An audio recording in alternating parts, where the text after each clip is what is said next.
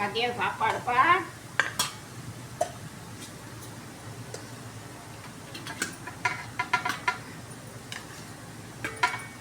சுட சுட சாதம், ஆனால் இன்னைக்கு கொஞ்சம் ஆறி போயிட்டு.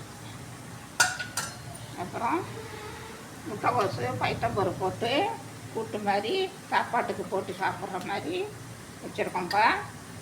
அப்புறம் பீட்ரூட்டு வறுவல்ப்பா. அப்புறம் மாம்பழம்.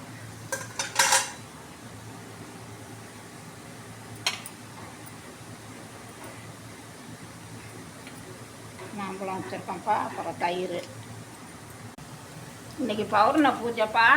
இன்றைக்கி வந்து லெமன் சாதம் பூஜை பண்ணுறதுக்கு லெமன் சாதம் செஞ்சுருக்கோம்.